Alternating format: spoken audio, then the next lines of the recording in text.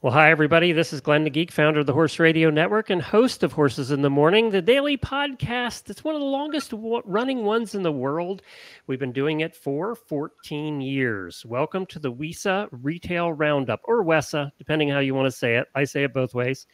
The Retail Roundup is your go-to virtual hub for all things retail. Join panel discussions, learn from webinars, share your thoughts, ask questions, and connect with the community. We host a virtual event or share educational content every Monday, and you can find most of that at Retail Roundup's Facebook group. If you're not a member of that, go search for Retail Roundup on Facebook and join there. And today we're going to gain practical advice from an industry expert dedicated to making success straightforward and achievable for barrel racers and retailers. We're excited to welcome Breanna Brown, a barrel racing trainer and content creator with a deep understanding of horsemanship and a flair for social media marketing. With extensive competing and training experience, Breanna excels in creating content and enhances brand awareness, engagement, and sales for retailers, which is what we're all looking for. Her practical insights into marketing Tack items make her a valuable resource for retailers looking to enhance their brand, customer experience, and sales, of course. Hi, Breanna. Hi, thank you for having me. Thanks for being here. It's so much fun. Now, what part of the world are you in? So I am in Idaho currently. Okay, cool.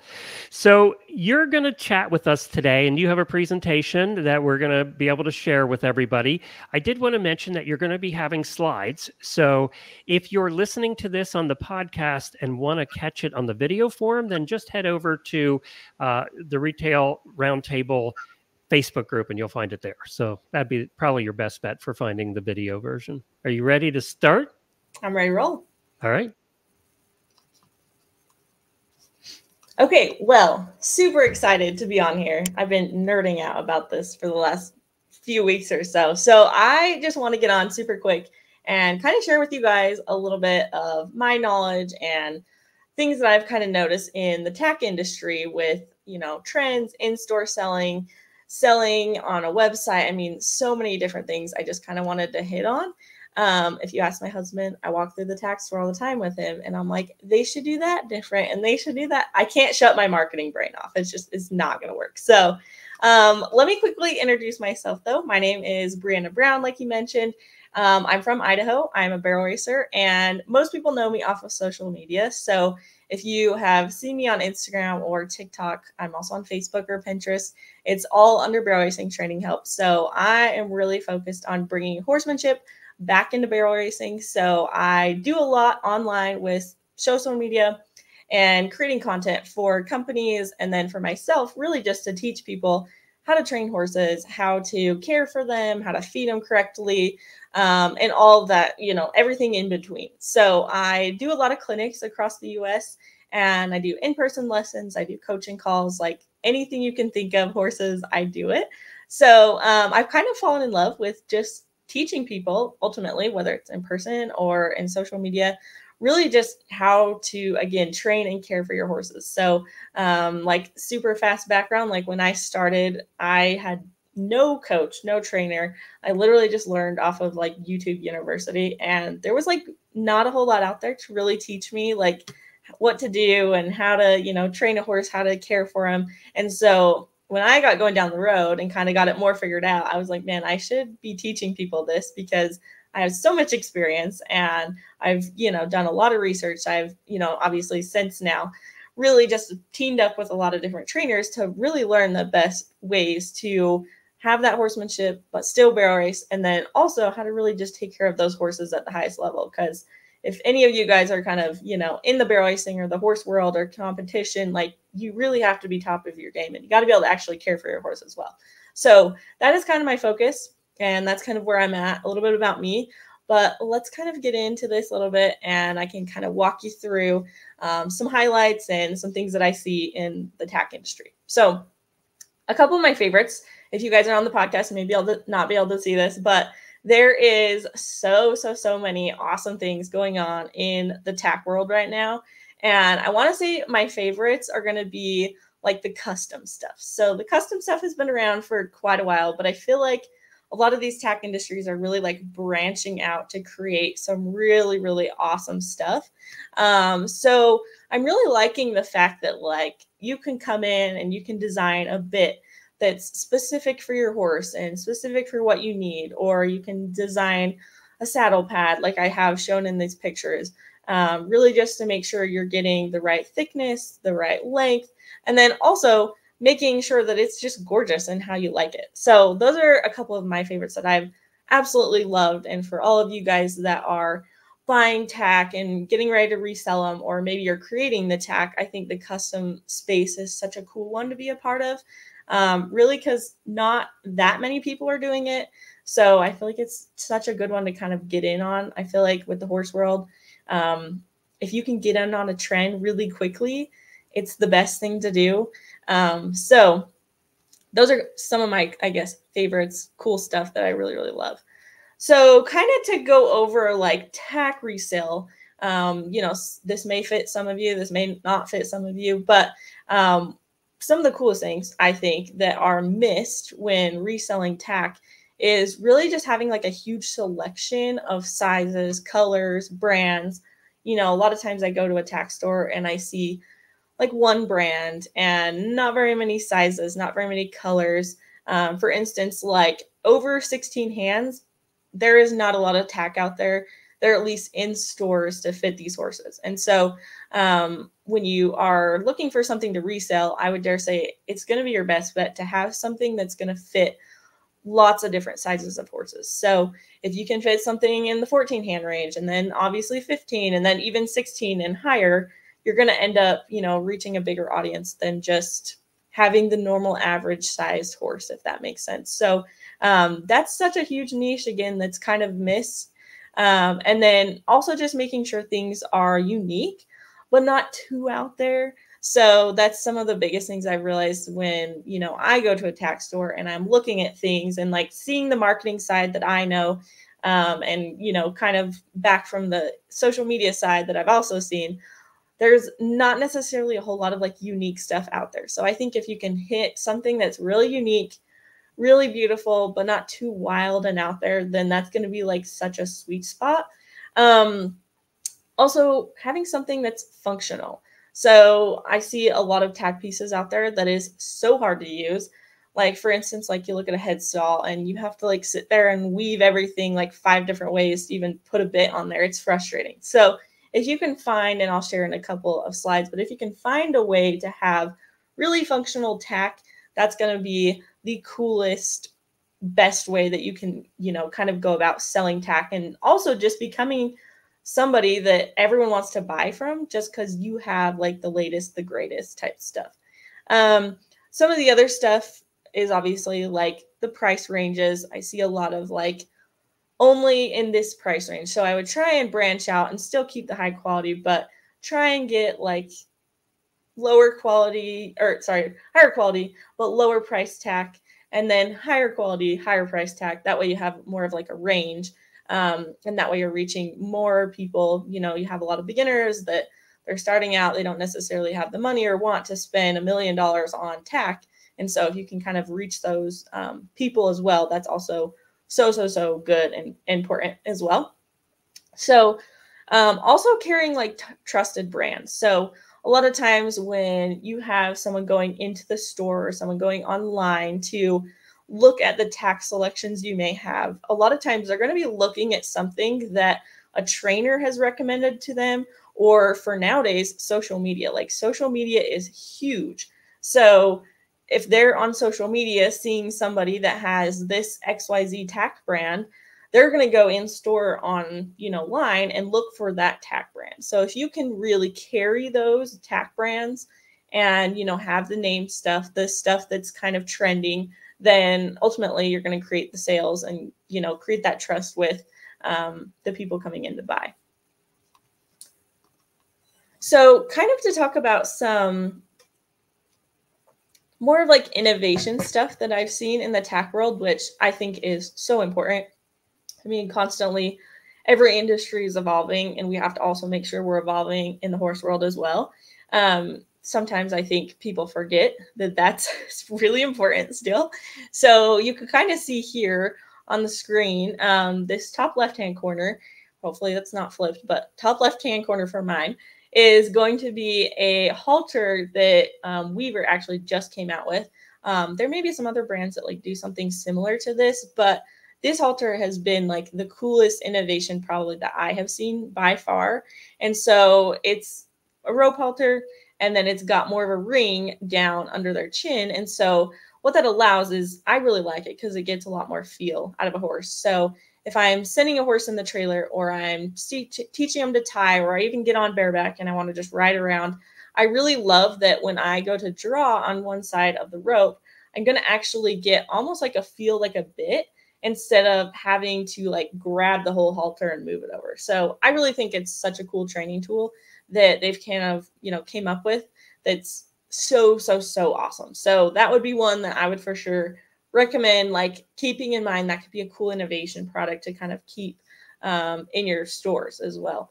And then also kind of talking about just like some general stuff. A lot of people, or a lot of, I guess I should say, like Tack brands have came out with products that are like moisture wicking. So whether that's sports boots or bell boots or a saddle pad or a cinch, it's really cool that they have created a product where the material just wicks the moisture off and really just keeps it, cool, and the moisture and the sweat and the heat is not just sitting right on that horse. So if you think you go on a cattle drive for hours and hours and hours and you've got a cinch on that's super hot, that's uncomfortable for a horse. You're gonna get heat sores and all the stuff and things. And so it's really cool that they've came up with materials in these products that have just really wicked the moisture away and helped, so you can kind of keep those horses cool, which I think is amazing.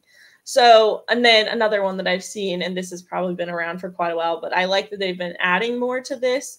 I've seen more and more Tack brands kind of adding on to this, but you can kind of see in the top or the bottom right-hand corner, this is a head stall that's got clips on the side. So it's really easy to change a bit out instead of like having to sit there and wrap around like your little piece of leather and tie the bit on. Like, so for trainers or people who are riding horses a bunch, or even just a beginner that doesn't necessarily know how to put those on, that is so cool that they have those clips that you can just change that bit out super easy, and it's not even hard. So I really love that as well.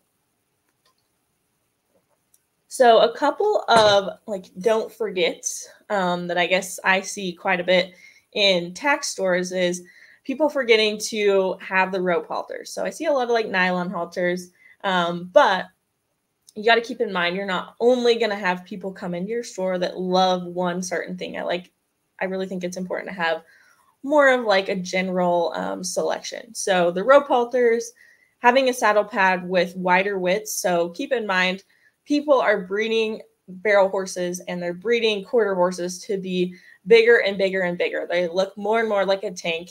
And these wider saddle pads are going to be so important that you can actually get something wide enough that when you throw the saddle on, you're going to have it come down longer than the actual saddle itself. So that's something I see people missing quite a bit in their Tack stores that I think is gotta have it. So good. And then obviously like more of a bit selection. So I feel like in most Tack stores that I see, unless it's like specific to bits, they have like the normal snaffle, the O-ring, the tom thumb, which we're going to talk about that in a minute. But I feel like I just see the same type bits around. So definitely be cool to kind of add more ported bits in there and really just have more of a selection for people to choose from. So also having billets, that's also one that I feel like people miss all the time. And then also a longer latigo. That's important. I don't know why we still have short latigos. You got to have them longer ones. A lot of these horses, again, are being bred to be bigger and bigger and bigger and more stronger, more muscly. You got to have a little bit longer of latigos. They're not super small anymore. So also a really interesting one that I kind of thought of, and I was like, I don't actually see that very often in stores anymore, are the buddy stirrups. So that is something that, like, if you have a younger rider or a shorter rider and they're in a saddle, that their stirrups don't actually like fit with their body, you can get like these buddy stirrups and kind of just adjust them and have them sit on the saddle. That's quite like an audience that I think people miss, because you have younger kids that are wanting to ride, but their parents don't want to buy them a saddle every single year because they're going to grow out of it. So that's also one I thought that was pretty important to have as well. And then also just having those leather ties. So the thin leather ties that you can kind of use to like tie your latigo on, or really whatever else you might need. I feel like those also are important. Otherwise, you know, it's pretty hard to like have a whole complete tack program or tack set without those.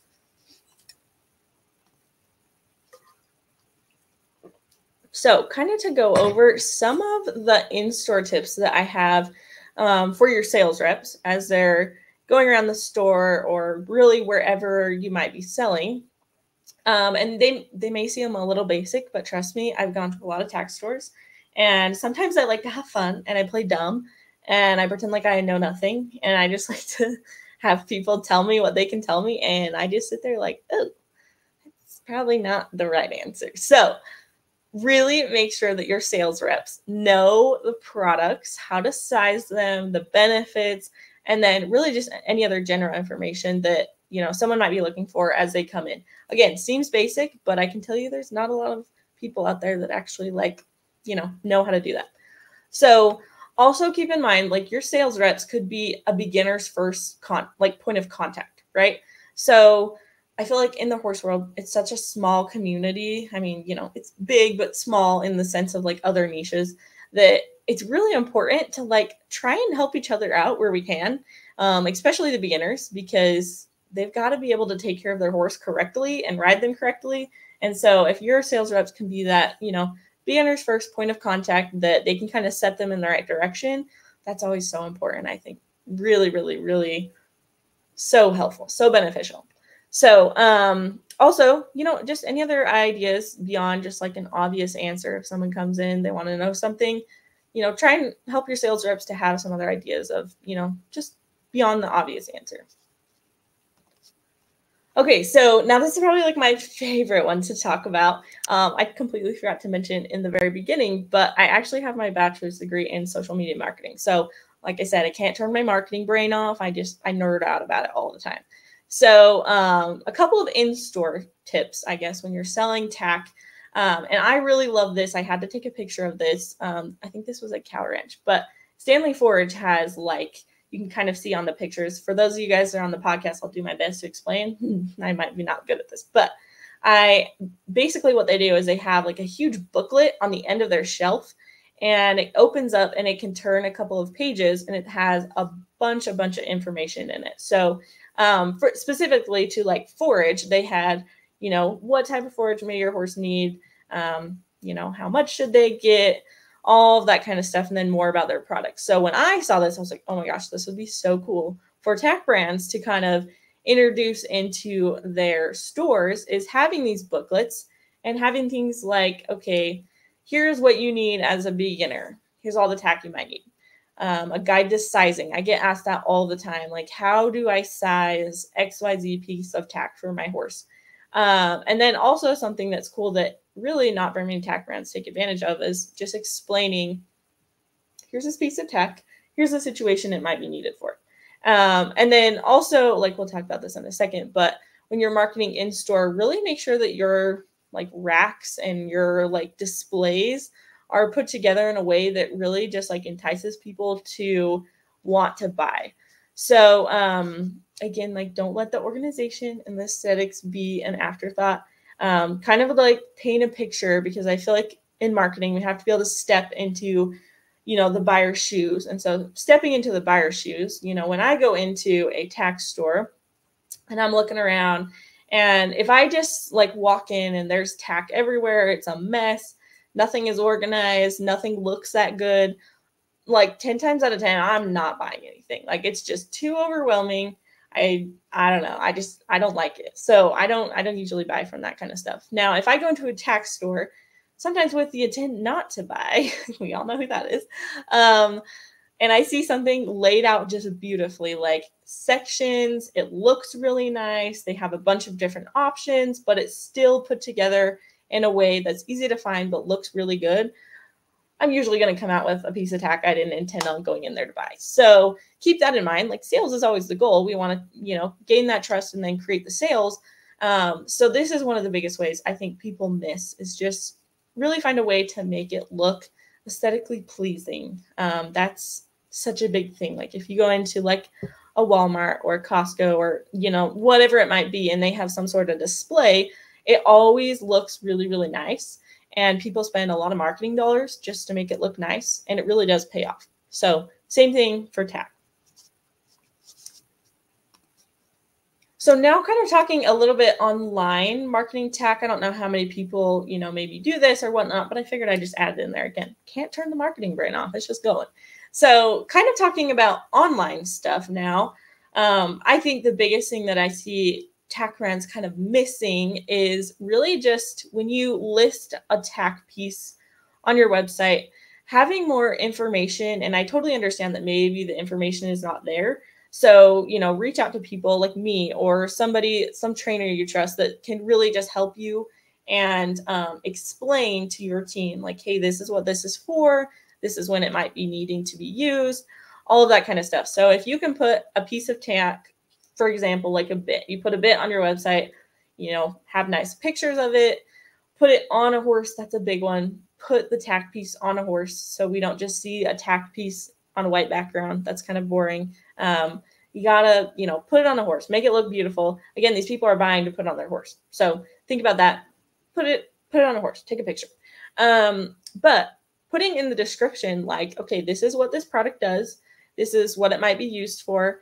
And then maybe this is the type of rider that, this could be used for. So I think kind of, again, stepping back into the seller or the buyer's shoes, if they go to a website and they see a bit and they're like, man, that's cool looking, but I don't necessarily know if that's even going to help my horse or if that's even what I want. A lot of people don't actually have the access to the trainer. So if you guys can explain on the website, this is what this does, this is how cool it is, this is what kind of rider it needs, this is what it can do, immediately that trust level is gained and you're going to 9 times out of 10 get that sale. So that's something, again, I don't see a whole lot of Tack brands doing. There's a little bit here and there, I feel like. But if you could really hone in on that, I guarantee you your sales are going to skyrocket. So also, I think something that would be really cool to put, especially just with products online, is put a video out. Like you guys have marketing teams, or you can outsource to content creators with putting a video out on like, here's how this product works. Here's how to put it on. Especially if you get something in that has new technology. The horse world's coming out with new technology all the time. If you can put a video out, again, to create that trust and then get sales, really just explaining what this new technology is, how to do it. And again, having those high quality images, high quality videos, then again, the sales really just skyrockets. So something to kind of, I guess, keep in mind, and this was one that I want to put in because I feel like I see this all the time in Tack stores and it kind of drives me up the wall. But really, just to earn the trust and secure the sale, it's really essential for people to know that you have a comprehensive understanding of your products. So if you think about it, if you go to a trainer, maybe it's not horses, maybe it's swimming or running or biking or whatever it might be. If you go to a trainer and they fully understand like what they're talking about, you ask them a question, they know what they're talking about, they can recommend something to you, you trust them, right? And you're going to immediately buy whatever under the sun they mention that you should get in order to be successful. You're going to do it. Now, if you go to a trainer I should say quotation marks, that you ask questions to, and they're like, I don't know the answer, or they're not helpful or whatnot, you immediately don't trust them, right? And if they make a recommendation to you, it's like, no, thank you. You don't really know what you're talking about. So same with selling anything. You've got to be able to understand what you're selling and what you're doing. So just as like a small example for this is the Tom Thumb bits. These bits are sold in stores everywhere. It's always a bit that people sell. And for some reason, beginners always, I guess, gravitate to this bit. And this is like one of the worst bits you can ever, put on your horse, like across the board. If you ask anyone that knows what they're talking about, this is always going to be a bit that nobody will recommend. The reason why is you can kind of see in the right-hand picture, and I won't go too much into this, but in the right-hand picture, the bit, in whatever way you draw on the reins or whatnot, it's always going to give a different cue. For one, it's never going to be across the board, which is insanely confusing for a horse. But also, as you pull on the reins, the bit acts as like a nutcracker, and it, pries into the sides of the horse's cheek instead of actually working with their mouth, and, avoiding touching the cheeks. So again, we won't go too much into that, but keep in mind that if you're selling products like this, that clearly most people know are not a good product, your trust level starts to decrease. So try and keep in mind that whatever you put on a shelf, try and do some research behind it or talk to somebody. And maybe this is something not anyone even does that I'm talking to, but keep this in mind, like really be aware of what you're selling, just to make sure that you're creating that trust level and it's not going to like decrease. Okay, so a couple of like, I guess, frequently asked questions that I get on my platforms. Again, what I do with social media, I'm running across people left and right, asking me questions about horses and training and care and all the stuff and things. So the most common questions that I get asked are simply, what bit should I use? What tack do I need to use for my first horse? How do I size my horse for XYZ tack product? And then also, like, what are my favorites? And then what are the best tack brands? So these are things that you can kind of keep into mind as you're marketing or you're creating a piece of content to really promote your tack products and whatnot. But those are just some things to kind of keep in mind. And then I believe that kind of wraps it up. For those of you watching in video, I'm going to put my contact on the end slide just in case anyone has questions about this. Again, all things nerd marketing over here. I just will nerd out about it forever. So I'll keep that there just in case you guys want to reach out to me or follow me on socials.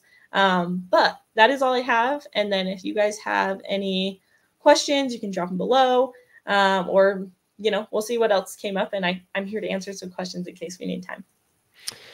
All right. Thank you for that. That was a lot of fun. Now, let me ask you, so you do a lot of social media, obviously. You do a lot of videos and things, and some of them are about products. Yes.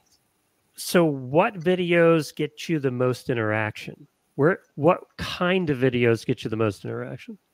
I don't really have one specific way or one specific type. It's really in the way that you explain it. So if I can bring education and quick just videos to kind of explain something very easily, that's what does the best.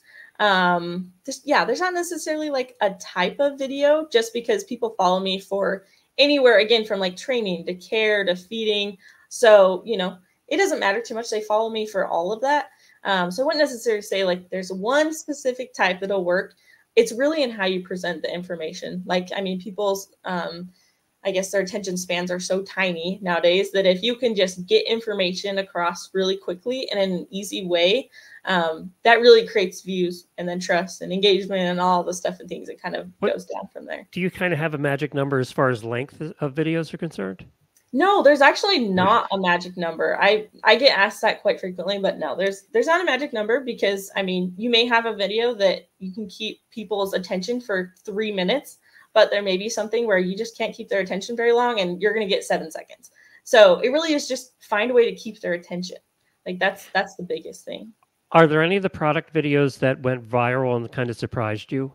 And could you figure out why? Yes, there totally was. I did a video for a horse boot company. So like my horses run barefoot. And so they have a boot. I won't say names. I don't know if I'm supposed to do that, but they have a boot that like you can put right on your horse's hoof. And it basically acts as like a shoe. And it's like to 600,000 views, I think, right now. And that I did not expect. Like, I just did the video and I was like, it's kind of salesy. I was like, I don't usually do salesy videos. I don't really like those.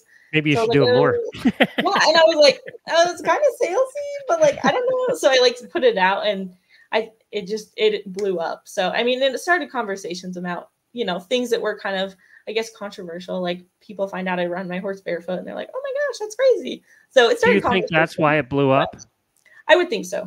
Yeah, because it started a conversation. Like you can, kind of pick at something like controversial and, then the conversation starts and people want to always add their input. Like, oh, I don't believe this, or oh, I do believe this. And it just kind of starts it that way. As a side note, I don't know when being barefoot became such a controversial thing, right? I mean, isn't that how horses started?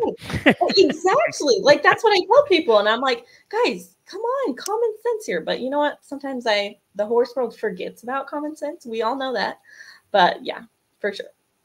So, as far as your videos are concerned, do you plan exactly what you're going to say? I know we all, or do you have an outline of what you're going to say? I know you don't have a script, but do you Yeah. kind of have an outline and do it that way? And do you edit them or do you not edit them? So it depends. Sometimes I'll kind of do them scripted. So, and nothing like too crazy. Usually I'll just have like an outline of like, okay, this is how I'm going to start my video. This is point 1, 2, 3. Here's how I'm going to end it. But yeah, like I kind of script them a little bit that way. But for the most part, at least when I'm doing organic stuff, I kind of just go off of the seat of my pants and just spout whatever I need to spat out. And I've done it long enough that if I say something and get going and I'm like, that made no sense, let me just come back, try that again. So I kind of do it that way. For a lot of my brand videos or like videos that I'm like, this has got to be like spot on, then I'll usually kind of script it up. And that does usually help quite a bit. But definitely, it just depends. Like, it depends on kind of what the video is. And a lot of times TikTok, I'll do longer videos and I kind of just talk for 5 minutes and just kind of spout a bunch of information, experiences, and so forth out. But for the videos that I'm like, this is quick and short, and I just want to, kind of explain things generally, then I'll usually kind of script them out. So one of the questions I get asked by brands all the time is how often should I do something? So if you were to answer that question for a tack shop or a manufacturer, what would you say? Like do something on social media? Social. Yeah, like videos or whatever. I think it depends. I think some people have this like world that they think I have to post on social media, and if I don't, I won't be successful. And I don't think that's real or true at all. Because you may have a tack store that you may have a social account, but you may be selling literally just in person. So I would say don't even waste your time. So my husband and I actually own 2 businesses, and mine is very social media related and his is not. And so you really have to figure out, okay, where is my audience? How are they buying from us? And let's hone in on that. So social is great, 110%. But you have to figure out where is my audience and is this going to really work for what I'm doing? So a lot of times, like, if you have a mom and pop tack store, I would say social media may not be like your number one priority, just because if you're not selling online and they have to come in location, social media really doesn't help a whole lot, because you've got a small audience that you're talking to, whether they live around there or they stop by, they're in the location. So I would really say, like, you got to figure out where is your audience, where are they actually buying from, and then kind of go from there. Now, say that like you are selling online altogether, that's what you're doing. And then I would dare say, like, yeah, social media could be a huge benefit for you. And it's almost like you need to post every single day. Like, you've got to be posting, showing people what you're doing, but also keep in mind, like, you got to add value. Like, people are going to know if you're just posting a picture of like a saddle pad and you're like, buy this saddle pad. No one cares. Like, buy something or create something that's going to be either educational or entertaining or just something that can keep people's attention and you can kind of provide value back to. And that really creates like so much trust, and then people really want to buy from you. So that's something that I do, like with a lot of the brands that I work with, even just beyond Tack, like they're selling online. And so that's when I get hired to create content, because it's easy to send people back to a website and say, hey, this is kind of what we're doing, or here's a sale going on, or here's just general information about this product, and kind of send them back to a website. And those are things that you can be selling all the time for. Like, it's not necessarily like if I post once a week, I'll be good. Like, social media, it's all about the relevancy. So you've got to be like top of mind all the time, if that answers your question. Yeah, and when I get asked that about podcasts, I say not 1 minute longer than it stops being interesting. Yeah. So exactly. there's no set answer. You're absolutely right. If 2 Yeah. minutes is all that's interesting, then do 2 minutes. If it's interesting for 10 minutes or fun or entertaining or engaging in some way, that's how long you want to do it for. Definitely. A minute longer than that's too long. Yeah, I love that. That's a perfect answer. And that may require editing. Yes, editing is so important. Yes. Yeah. You want to edit the uninteresting out, right? Absolutely. That's the goal. Was there anything else you wanted to add as far as the tack businesses? And I guess you're going to be at you're going to be there in August, right? At WESA? I am for my Yeah, first time. I'm so good, excited. So I'll be good. there. So people will be able to meet you. Yeah. So where can people find you? What's is that the best place down I have down there? Is well, you're basically everywhere at that at Barrel Racing Training Help, right? Yes. Yep. You can find me on Instagram, TikTok, Facebook, Pinterest. I'm not on Twitter. I do have a Twitter account, but I never got on Twitter. Yeah, I'm with oh, you. and on YouTube. Yes, and on YouTube. Okay, very good. Well, thank you for joining us today. You're welcome. I had a lot of fun. Appreciate it. Really appreciate it. Of course, if you missed any part of this, you can find it. Just head over to the WESA Trade Show on the YouTube channel. You can head to the WESA website at wesatradeshow.com. You can also, of course, head over to the Retail Roundup Facebook page. You can find it there. And we'll be putting the audio version of this out on the podcast Wisdom by WESA. The next Retail Roundup will be posted on Monday. I think it's next Monday, but I won't be here, so I'm not quite sure what it is. So I'll have to ask Sophia that. But you'll be able to track what it is on the Retail Roundup, and I'll be back in a couple of weeks.